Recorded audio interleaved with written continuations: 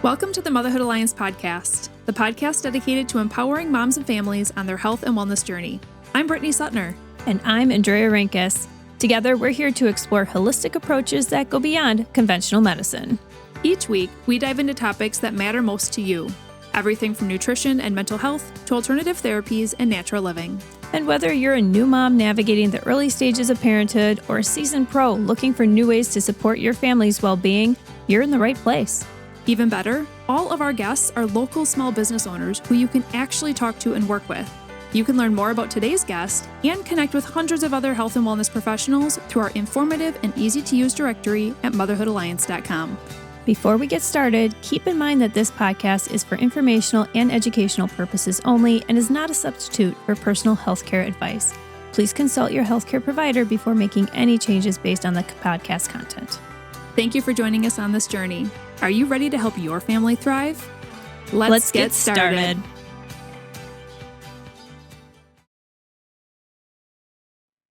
Hi, we are Brit and Drea from motherhoodalliance.com, and we are excited to welcome you to a 4-episode series with Faith Ainsworth, who is the owner of Integrated Sensory, a wellness center in Green Bay, Wisconsin that offers a variety of play and coaching-based sensory solutions. Faith and her husband Ian started Integrated Sensory in 2021 after seeing a gap in opportunities within her local community and within her own home. As a mom of 2 young rambunctious boys, she identified early on that they needed ways to meet their own high-energy movement and sensory needs, but at the time there was nowhere for their family to go. Now, Integrated Sensory has a large and beautiful space where they host a multitude of offerings for families with or without a sensory-related diagnosis, including research-based and drug-free sensory coaching, trauma education, infrared sauna, multi-sensory spaces, open playtime, and much more. We're excited to share these episodes with you as we go deep into the topics of sensory integration and behavior, tips for parents on how to support overstimulated kids, how trauma affects the brain and body, and a deep dive into technology and how it affects the brain. Faith is beyond passionate about serving our community and meeting families right where they're at, and we can't wait for you to meet her. So let's jump into today's conversation. Hey guys, welcome to the podcast. We're super excited to welcome Faith with us today. Welcome, Faith. Hi. We are really excited to have a conversation with you today about all things sensory related, talking about integration and trauma and all these other things. And we have a lot to talk about, so we're excited about that. But one thing that we like to do before we start getting into everything is we like to ask our guests some fun facts about themselves. And it sounds like you like to travel. So can you tell us a little bit about some fun facts about that? I've done a lot of missions trips, which have taken me around the world. I've been to South Sudan and Yay. I've been to Guyana, South America. I've been to Mexico to do a lot of actually video work and things like that. So. Okay, because you actually, another fun fact is that you have a degree in digital media technology. Yeah. Yeah. So you went there as mission trips and you did video and such. Correct. Video and photography. Okay. That's really cool. Which of your trips do you feel like was most impactful to you?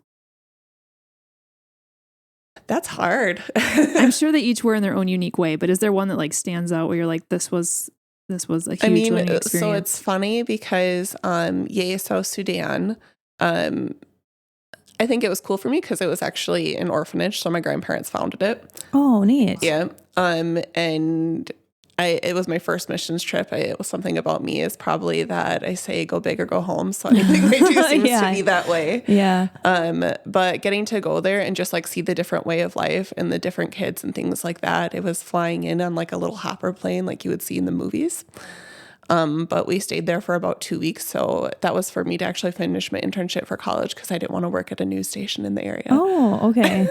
Well, I always say too, everyone should be taking a trip to a different country, a third world country, somewhere else that's different and has a completely different lifestyle and everything else. So I'm sure that was definitely eye-opening for you.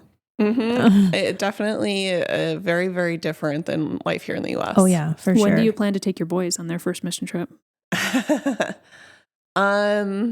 Probably when they're a little bit older.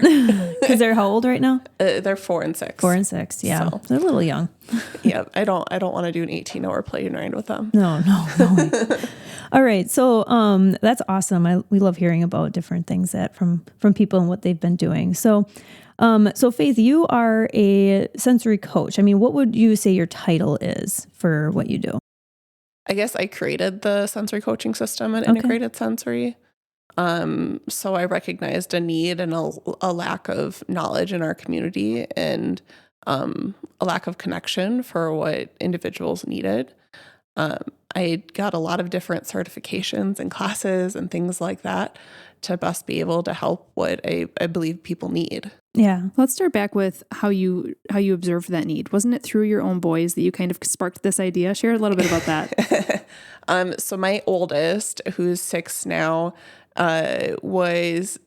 he still is very agile. So he was probably, the first time he was 8 months old and he figured out how to open the door and crawl down the sidewalk. Oh my. And my husband finds him crawling down the sidewalk within 5-10 minutes. And we're like, okay, what's going on?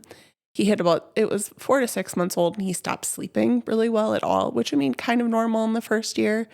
But this continued on and off until he was about 3 years old. And I remember when he was 3 years old, he was still waking up about 10 times a night. Oh no. And every single pediatrician we went to told me it's fine, it's normal, it's whatever. But he's so intelligent and he was so smart that nobody was ever able to help us. So, oh my gosh. And sometimes maybe this resonates with people as well. It was taking as much as 3 hours just to convince him to go to sleep. And then he'd be up at 5 or, you try to put him bed at late and he's still up at 4 or 5 in the morning. Oh my gosh. Then That's what a did you red flag. identify as the problem? Yeah. Or the solution, I should say. So I had just had some encouragement from some family members to seek out some occupational therapy. They're like, oh yeah, there might be some sensory things going on. He was about 1 when he started walking and then he started climbing thereafter. And then he continued to climb everything thereafter. And as a first-time mom, that was really hard because I have a few of my own disabilities to keep up with. Oh, sure. So the biggest thing was the occupational therapy and just seeing the difference in his behaviors when he got the kind of sensory input that he needed. And so that kind of really made you realize that once he kind of got his sensory needs met, then his behavior was a little bit better. He was 100% able to, better actually. He now and sleep. Yeah, he actually goes to bed by himself now and sleeps through the night. Okay. So he had sensory needs. So what is your definition of somebody who has sensory needs, or what kind of person, or what kind of diagnosis? I mean, to be honest, me and Brit, we told you this too, is we don't have a whole lot of background in what sensory integration is, what people who have those kinds of needs are. I know personally I get sensory overload as a mom. I think we can all relate to that when we explode because there's been too much noise and we may not realize what the problem is, right? So we can all relate to it in a way. But what would your definition of sensory need person kind of be? So the great thing is everybody actually has a sensory need. That makes sense. It makes sense. So growing up, you probably were taught that there's 5 sensory systems, right? So in the past 10 years, they learned about 3 new sensory systems that really actually contribute to your overall well-being. So tell us about those. Yeah, tell us about it. It's morning, so give me just a second here. But interoception is one of them, which is kind of your heart's pounding, your guts are digesting, things like that, and your body is telling that to happen. So what natural, normal. Mm-hmm. But your sensory system is making sure that that's happening. Another one is proprioception, and that's actually when I want to say, if I'm remembering correctly, it was part of Marty Smith's book. There's actually parts in your joints when you're compressing, and that helps your proprioception. And that's actually a really big sensory need that we see a lot. Because when you see the kids that are and adults that are running into things crashing, bumping into things, that's them trying to get proprioceptive input. Right. And that's just the understanding the world around you, right? Correct. Like how your body integrates with the world around you. So a good way to put it is, so if you have good proprioception or not, you're trying to go to bed at night. If you shut the lights off in the room, can you get to your bed or not? Oh, sure. like, okay, like you kind of just know, you kind of have a sense of where things are. Correct. Or not. Correct. Or even like if you're in the car and you're driving down the street and you really can't figure out where you are, why do you turn down the radio to figure out where you are? That's me. Yeah. If I have to focus in the car, for some reason, I'm like, I feel so much better when if I turn off the radio, I can focus. Like, yep. And that's because your system is becoming alert to where you need. So some people can't have auditory to like, I'm the same way. I'm like, I can't have it. That's totally me. Yeah. Or things like that. So another one I like to say for like describing what a sensory need is, have you ever needed something crunchy? Can't think about anything else until you get that crunchy thing. I mean, sometimes, yeah. And Well, some yeah. people, Yeah. I'm a crunchy person. Okay. So, or like even like chewing a piece of gum or something like that. That's totally a sensory need. Once you get it in your mouth, you can focus. Interesting. So then the third one is called vestibular. So your vestibular system is located inside your inner ear. So a lot of people that are looking for vestibular input, they probably are thrill seekers. They like to spin and swing. And it's really, it's also about telling where you're at in space. But when you have issues with that, they may always seem like they're on the go.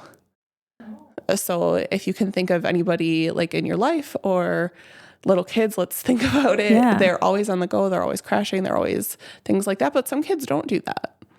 My children are the ones that do that. I was going to say, so this is probably one where your child was having a need here, right? Like they needed to move more in order to be calm in other times of the day. So I'll give you a good example of where we were like trying to figure this out. Cause we're like, we did have them moving. We went to the park, we played, right?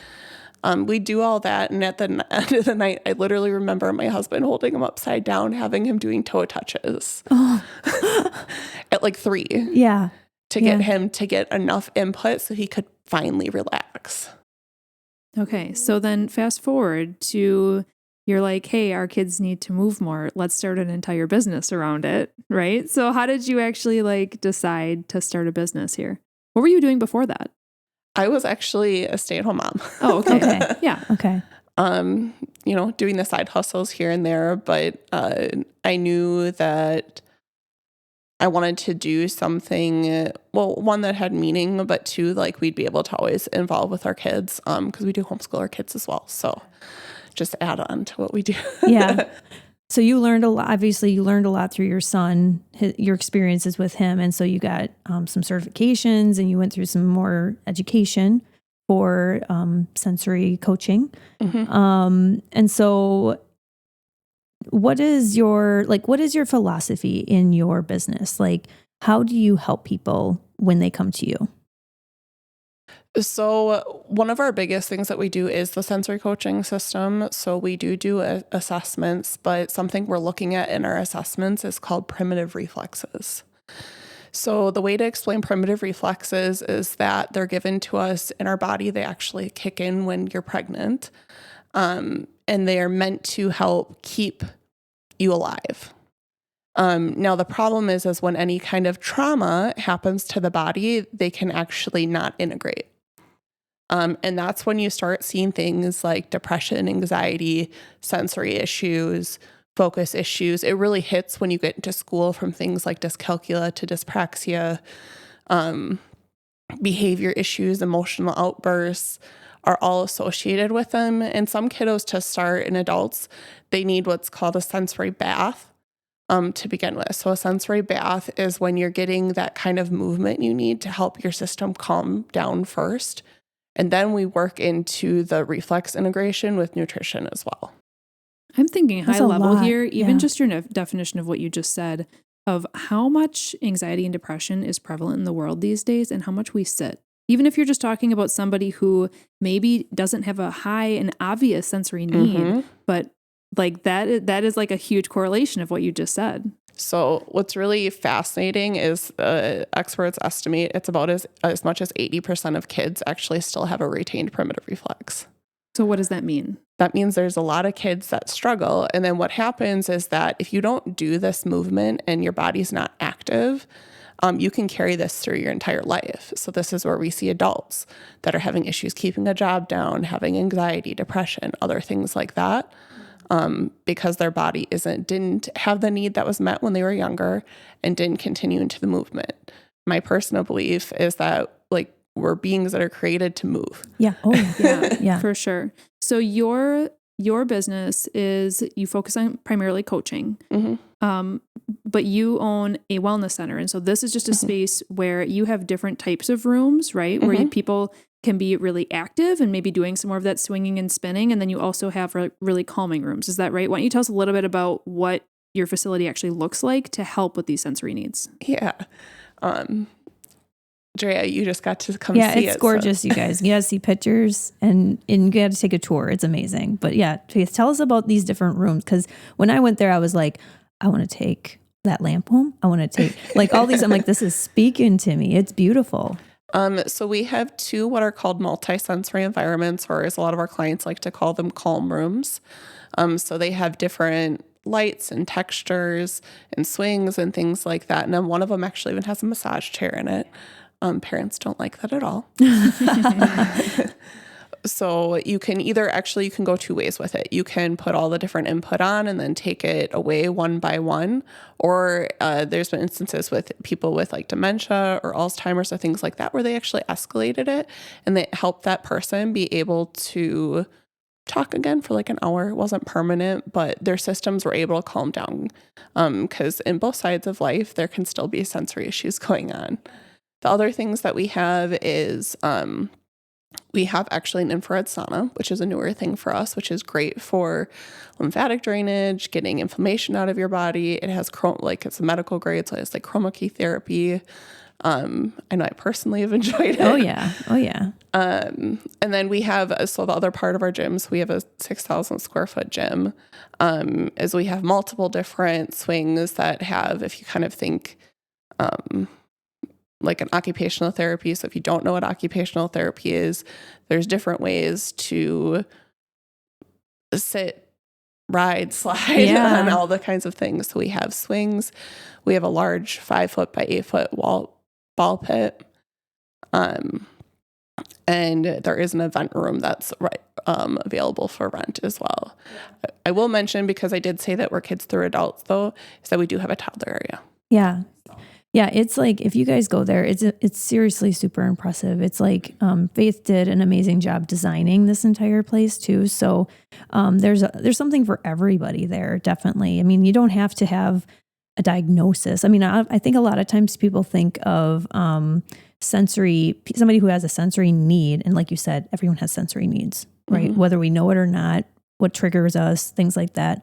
But a lot of times I think people think autism or ADHD or some kind of cognitive, diagnosis. But it doesn't mean that you can't go to sensory coaching and you can't, anybody could do this, right? If they have some kind of issue or behavior or just little things. So what are some examples of some behaviors that parents might see of kids who don't necessarily have a diagnosis, but could really benefit from what you do?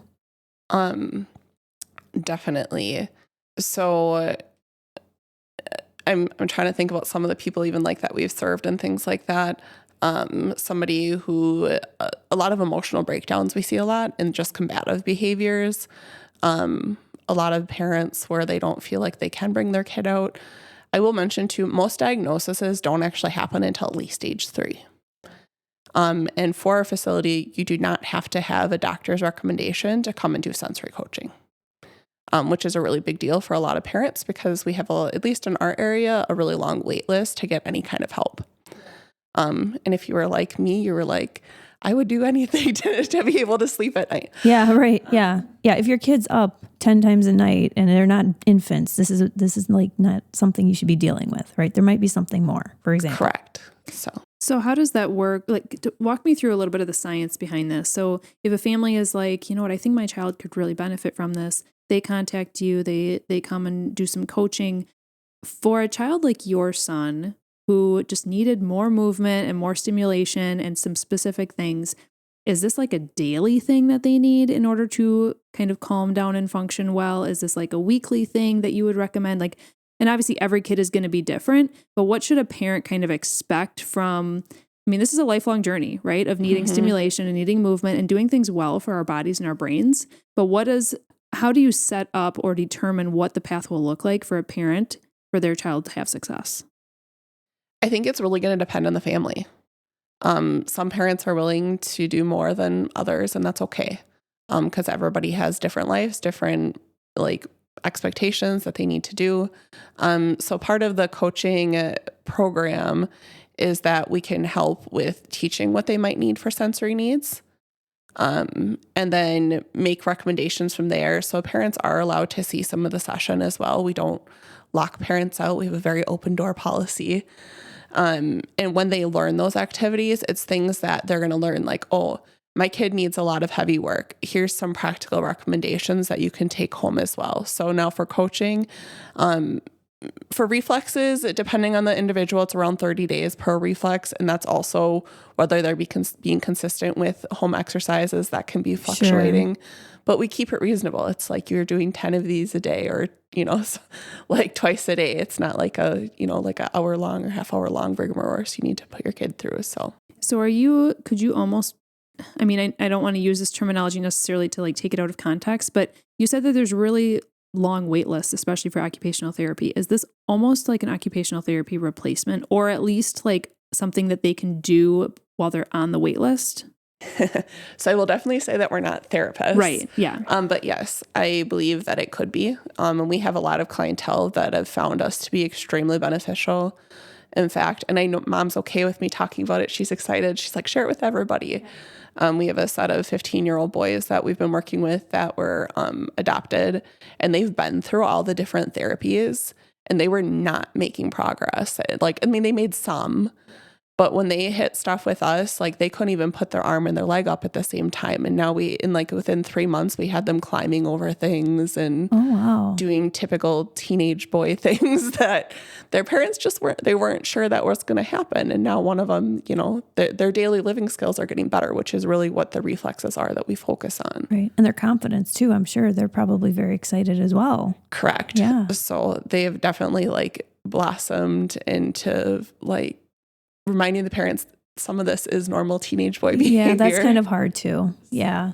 To decipher what's normal and what's not, right? With any age too, I suppose. Correct. Because a lot of these individuals that we do see do need a lot of extra help. Sure. So. Yeah. So what does it look like to work with you on an ongoing basis? Do you have a monthly membership? Is it really just custom to each family with one-on-one sensory coaching? What other options do you have? And then how do they take advantage of contacting you? Yeah, so we do have the coaching. So coaching is in a package. So we'll discuss with you based on the assessment. So everybody's different. So everybody's package and recommendation is a little bit different. And we can talk about that in the assessment with you. The other thing we do is currently an open play membership, where you can come in anytime during the open play hours to come and utilize the equipment kind of like you would at a regular gym, except sensory wise. It's like an indoor playground. It really is. It's like a little playground that you can swing on things. I was telling Faith when I was there touring her place, it's like my kids would just freak out. They would love that place. Just the climbing and the swinging and the twisting and all these other things. They got a ball pit there, you guys. It's pretty cool. And the fun part is you can actually play with them. We have a lot of parents that they notice for themselves because they're playing with their kids. Their mental clarity is actually better after they've come and used the facility. For some reason, we all stopped playing, right?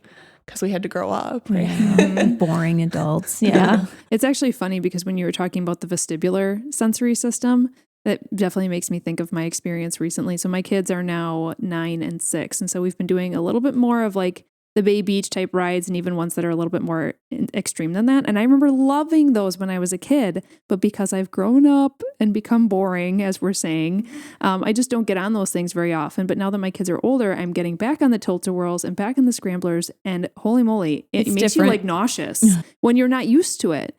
But I've been really trying hard to get on them anyway and like rebuild that sensory system for myself and rebuild that tolerance. And it's actually like working, and I actually have been enjoying it. So it's just funny how you can, you go through seasons of life where you are experiencing these things, they decrease, but you're right. I can totally see how when you were talking about the brain connection and stuff, how this could benefit adults as well to come and play with their kids. Just a quick thought on that. It's really interesting because most people, when they loved vestibular input as a kid, they actually hate it as an adult now. Really? I think there are people, we've talked to some friends that are like, I will never do that tilt-a-whirl But is again. it because you're afraid of being sick, or is it because you actually like your body can't handle it? So tell us your thoughts on that, Faith. I think it might be more of like, if you're thinking about it, your muscle, you used it a lot when you're younger and all of a sudden you just stopped using it.